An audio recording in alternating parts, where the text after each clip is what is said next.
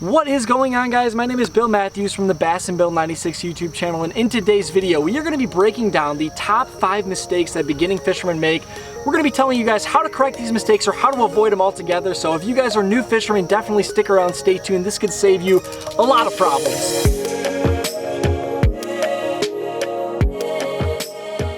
So we are going to jump into the first mistake that guys make, and this one is going to save you from literally ripping the hair out of your head. I promise you guys.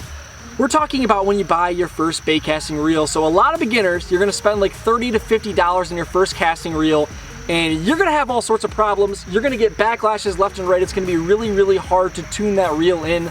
And I promise you, you do not wanna do this. The first mistake people do is chinsing out on their first ever bait caster.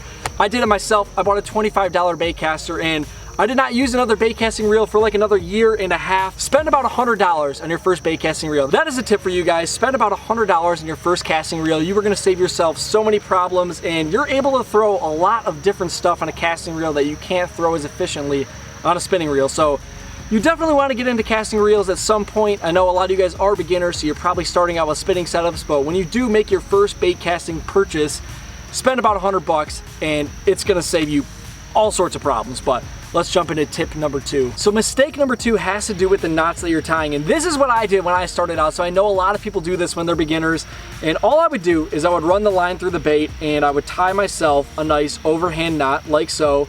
And I would proceed to do that about 5 or 6 times. I would just tie a couple overhand knots on there and I would call it good, you know, give it about 5 overhand knots and say, you know, we're good to go, we're ready to rock. And I lost so many big bass when I was starting out because the knot just wouldn't hold up, obviously. So tip number 2, mistake number 2 that a lot of you beginners are making is just tying overhand knots, or maybe just not tying the best fisherman knot that you can. So my advice for you is to tie a Palomar knot. That is one of the easiest knots to learn. We're not gonna really do it in this video, but look up a Palomar knot, learn how to tie that. You will not lose any fish.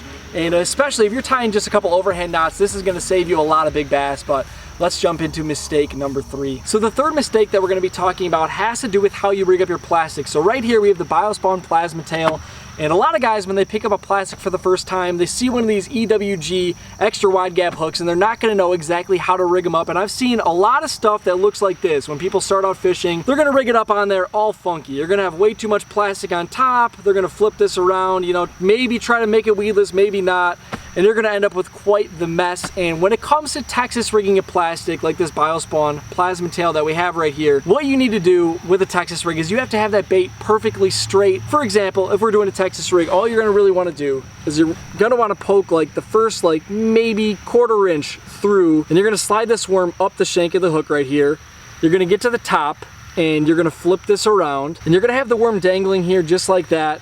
And all you're gonna do is you're gonna line up where that hook is gonna pop through that bait, and you're gonna pop the hook point out. And then all you're gonna wanna do is you're gonna wanna bury that bait with the tip of that hook. You're gonna have a perfectly straight worm every single time. And if you guys are starting out, you're starting to throw a Texas rig, this is gonna be one of the main baits that you're throwing. You can throw this thing pretty much anywhere, and you wanna make sure that you have that bait perfectly straight. So definitely a mistake that a lot of beginners make is not rigging the Texas rigs properly. But let's jump into the 4th mistake now. So the 4th mistake probably applies more to bank anglers, but a lot of beginners probably don't have a boat and they probably are fishing off the shore. And this is what I see so many guys fishing off the shore do.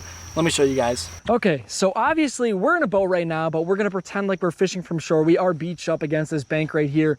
What I see a lot of guys do is they show up to a pond for the first time, you know, beginner fishermen, and they just start bombing casts out to the middle of the lake, out to the middle of the pond. And that could be good depending on what time of year it is. If it's winter, if the water's cold, there might be some fish out there in the center of the pond. You know, even in the dead of summer, a lot of those fish are gonna wanna find that deeper water. But I'm telling you guys, what you do not wanna overlook is all of this beautiful shallow cover. Even if your pond doesn't have lily pads like you see right here, a lot of those fish, they wanna hug really tight up to the bank. They're gonna use the bank as an ambush point too. So even if there isn't lily pads like this, they're gonna push the bait fish, the bluegills, up against the shore, and that's where they're gonna really feed a lot of times. So that's tip number 4. That is a mistake that a lot of guys make, and let's just jump right back into the big camera here. So yeah, basically to sum that one up, do not overlook that shallow cover. A lot of guys, they just wanna bomb cast out to the center of the pond, but there are a lot of big bass up in shallow water. So if you're fishing a pond, make some parallel casts right down the bank, you're gonna catch more fish. So the very last mistake that we're gonna be talking about, it's a super easy one to correct, and pretty much everyone that starts out does this, And that is using the wrong line for the wrong situation. So pretty much everyone, when they start out, you don't want to spend a lot of money on fishing line. You're probably going to spool monofilament on pretty much every single reel that you own.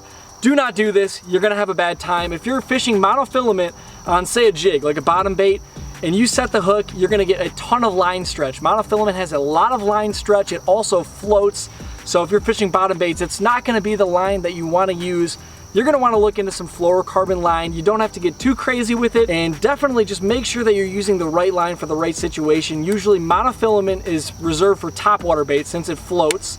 So if you're fishing like a spook, a popper, anything on the top of the water, monofilament's going to be your go-to. If you're fishing bottom baits, fluorocarbon is almost always going to be the move. And if you're fishing frogs or flipping super heavy cover, that's when you want to get into that braided line. But that's the last mistake that we're going to talk about in today's video, guys. If you guys do any of these, definitely consider correcting them with those tips that I gave you guys throughout the video. But thank you guys so much for watching, and I will catch you guys in the next one.